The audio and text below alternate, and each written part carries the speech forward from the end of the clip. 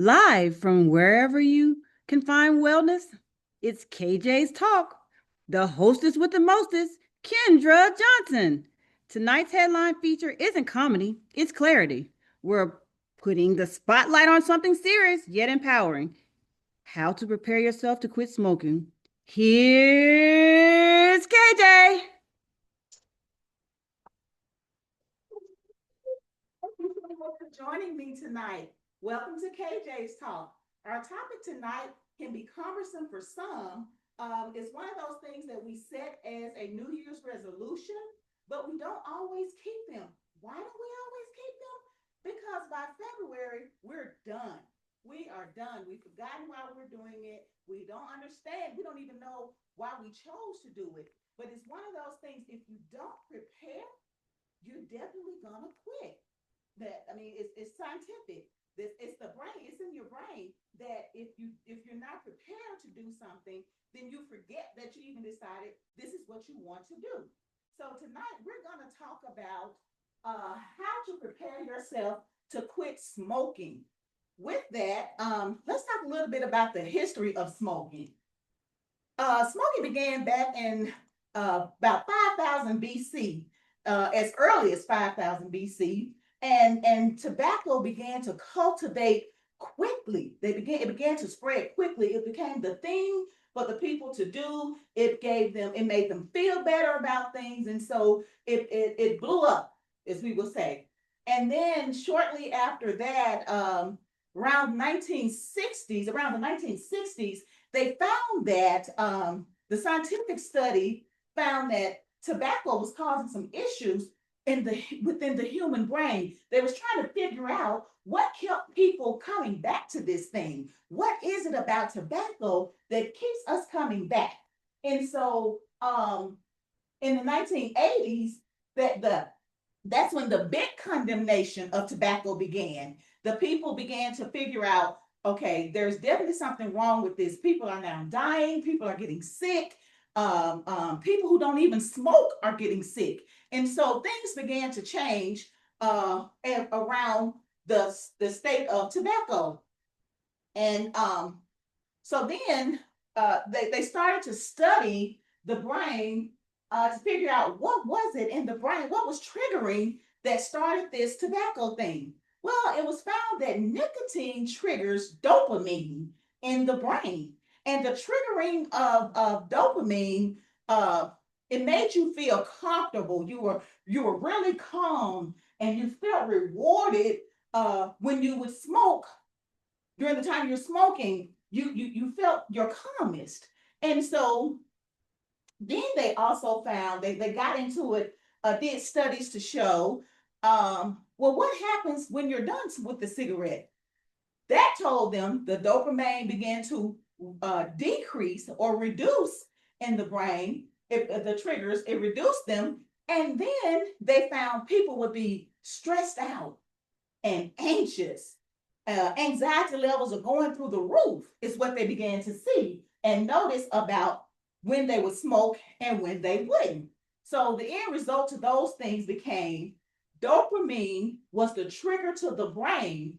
If you had the nicotine, you were good. Once the nicotine began to reduce in the body or in the brain, there was a problem. You could barely function. You began to have what they call withdrawal symptoms. And with those symptoms, as I stated earlier, it became that you were stressed. Your levels of anxiety was high. You felt like you were out of control. You had no control over who you were because you were wanting that nicotine. And so today we're going to talk about how to prepare ourselves uh, for quit smoking. We always want to do something healthy for our body. So we want to talk about how to get that. Okay. So the first things we need to do is when you come up with your plan, you have to do that. That's for you to do. Nobody can make this plan for you but you. So you come up with your plan, and you first thing you would do is you would tell someone you trust. Okay, we all have a good friend, a best friend that we trust, but we want the person that we tell this to. We want that person to not be somebody who will be a crush for us. And I say, oh girl, I gotta have one. Let me have one. And she or he says, oh, go ahead, one won't hurt you. No, we need that person that's gonna help us stick to our guns of, you said you wanted to quit. So I'm gonna make sure I do my part and help you quit. Then you have to, in order to, once you've told your friend, then you can sit down and figure out, what are my triggers? What makes me want to smoke? So this is where you talk about your emotions. Am I an emotional smoker? Do I only smoke when certain things are happening to me or when certain things are happening around me? Am I am I smoking because I'm around other smokers? You know what I'm saying? You want to be alert of your environment so you can know what your triggers are. Write those things down. Every time you pick up a cigarette, write down why I'm picking up this cigarette or this smoking device, whatever it is. Then the next thing you want to do, you want to remove all paraphernalia.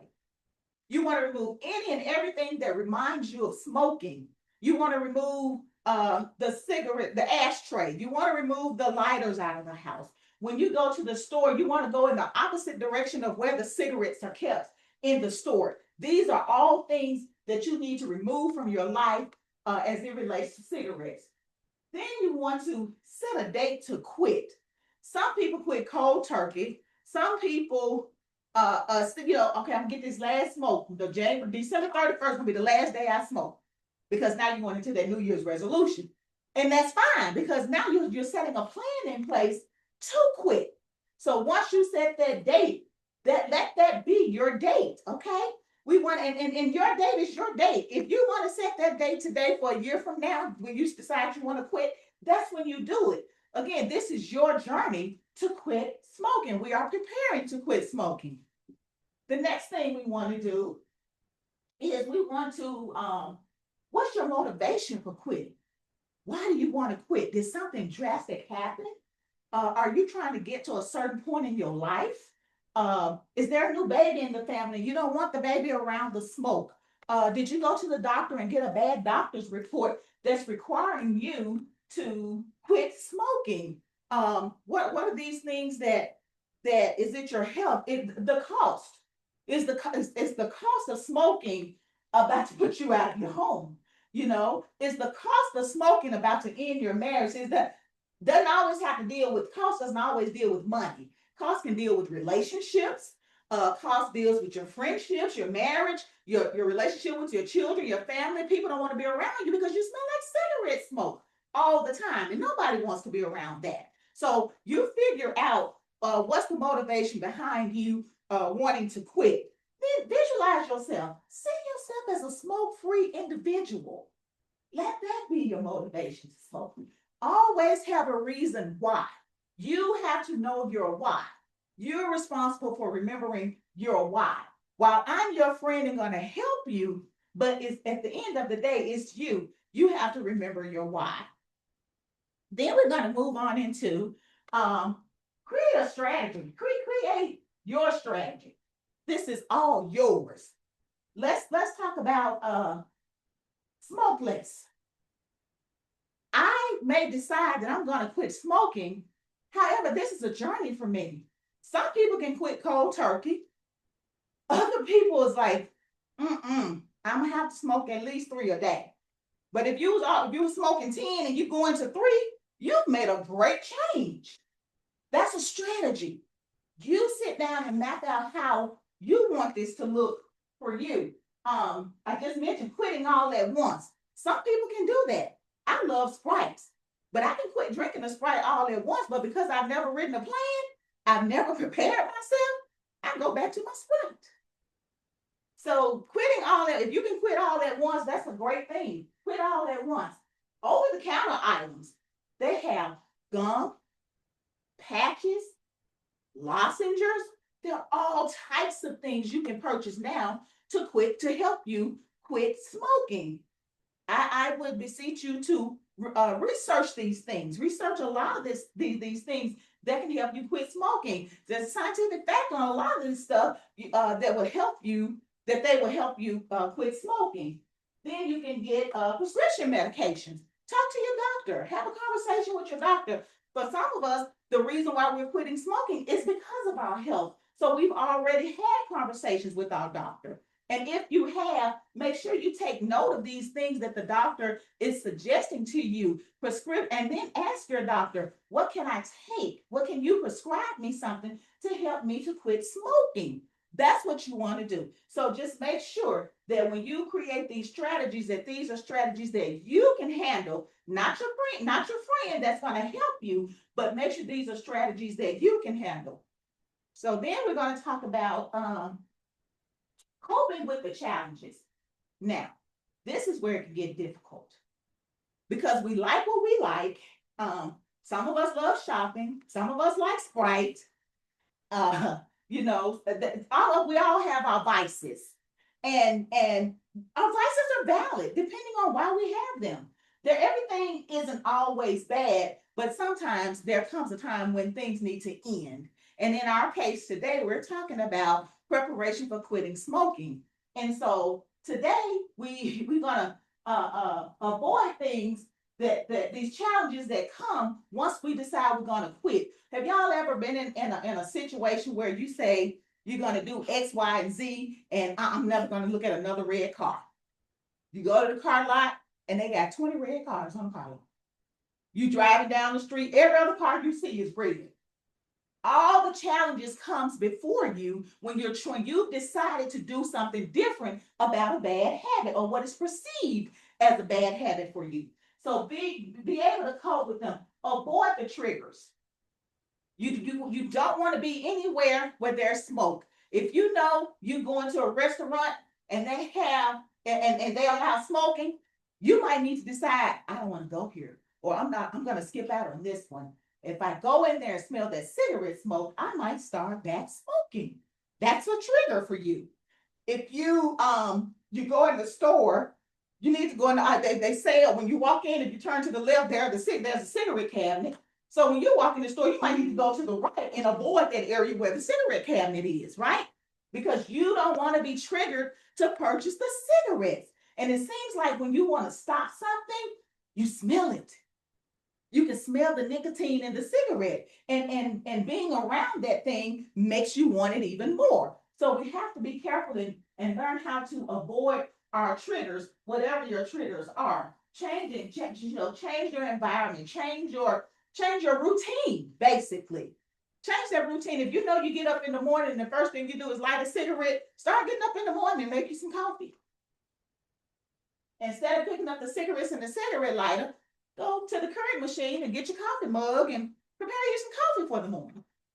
Anything to remove those triggers away from you so that you can deal with this challenge. The next thing is prepare for relapses. Relapses are strong. They're strong. Relapses come because you are still within the areas or the parameters of this addiction. Because cigarette smoking is an addiction, like most things, like shopping and Sprites. Those are my addictions, shopping and Sprites. And so the more, if wherever I go, if I see a Sprite, I'm gonna grab one. If I see some shoes, I'm gonna buy them. So we have to change our area and prepare for relapses. Just be like, don't take money in the store if you know you about to buy something and you just might buy cigarettes. Take enough money only for what it is that you're wanting to buy. That's you preparing for relapses. Manage your stress. Find other ways to manage stress. If there's a new baby in the family, and that's the reason why you're quitting smoking because you want the new baby to be healthy, get the baby. Every time you feel like you want a cigarette, go get the baby. And let the baby be your joy. Let the baby give you your calm. Let the baby be rewarding to you. Find those things that helps you manage your stress right. Start writing some things. Go outside and take a walk. Take a shower. Just do what you can to manage your stress. The next thing, plan for cravings. As I talked about, if you see it, if you smell it, you're gonna want it. Keep the gum. All the over-counter things. Keep gum on you. Keep lozenges on you. Now people, they have these vapes, and people are, instead of smoking a cigarette, they smoke a vape. That's not a replacement. same thing. It just doesn't have the fire and the smoke. Well, it does have the smoke, but you don't have the fire, but you're still getting some level, some form of nicotine. So we want to get rid of that. Okay, so then let's move on to our next thing. Once you see progress, because you will, if you stick to the plan that you are preparing, you will definitely see progress. Write it down. Track yourself. If you, like I said before, if you get up in the morning and you're a smoker, you know you smoke 10 cigarettes a day, but now you're only smoking 7. Write that down. Today I smoked 7 cigarettes instead of 10. And then if it takes you 5 more days to stop smoking 2 more cigarettes, then in 5 days your progress should say you smoked 5 cigarettes instead of 7. The small things are successes. Don't look to say I'm stopping today and then tomorrow you're no longer smoking a cigarette. You may try it, but that's not going to release you from it because you've been doing it, especially if you've been doing it for a long time. Trying it, you're trying to quit cold turkey. It may work for some, but they might eventually go back to it. But what you do is you keep record of where you are and what was I doing when I had this feeling. Those are the things you want to keep track of. What was I doing when I felt like I needed a cigarette? Who was I around? Where was I when I felt like I wanted a cigarette? And then celebrate those successes. Celebrate those small things. You don't know how rewarding something is until you celebrate it. Especially when it's something hard. It's something you have in your mind and in your heart to stop doing. And then when you stop it, celebrate it. It's worth it. It is worth it. So don't be afraid to celebrate you. Then our next thing in this is setting long-term goals. Time. Setting long-term goals. When you set these goals, let these be realistic goals. You know, don't say if you know you're not going to be done smoking by January 1st, don't set that as your goal. Don't set that as your goal. Because then you're going to set yourself up for failure, and then you're going to be angry that you didn't complete the goal that you set. So set realistic goals. Plan to quit, instead of saying I'm going to be through completely by April of 2026, say by the end of January, I hope to only be smoking 3 cigarettes a week. You don't have to set elaborate goals. Just set realistic goals. And then at the end of this preparation, the one thing you have, when you put all of this together, the one thing you have to remember is your why. My shirt says it. Remember your why. This is all for you. So you've got to remember why you're doing this. Go back to the beginning of your preparation. Feel good about why you did this. Feel good about who you did this for. If you didn't do it for you, who did you do it for? And why you did it for them. And if you follow that plan from beginning to end, the preparation that you've made, all the work you put in, keep an eye on that tracker. Keep an eye on all the progress. Celebrate yourself. That friend that's with you, celebrate with that friend. If you decide to tell other people to bring them along when that one friend can't be there for you, do that. You do what works best for you to get to the end goal to quit smoking. Pick up new habits. Don't pick up new bad habits, but pick up new habits, okay? So at the end of the day, we have a list, an idea of how to quit smoking, how to prepare to quit smoking. And you follow these guidelines, give yourself time, give yourself a timeline to have things done. Don't just sit down and try to figure it all out in one day. Give yourself a timeline with your preparations. And once you have gotten all of your preparations set to where you want it to be, then that's when you start the journey to quit smoking.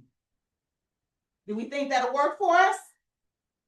All Mhm. right. So let's clap it up today as we begin our preparedness to quit smoking. You all have been great. I appreciate you for coming today, and I hope each of you got something out of this. If you have any questions, you feel free to meet me out in the hallway, and we can chit chat out in the hallway about it. If you have some private questions, but I look forward to hearing your successes. And if you need to reach me, you can reach me at 901-777-9311, or you can email me at KJ's Talk Wellness wherever you are at gmail.com. You all have a great day, okay? Until next time.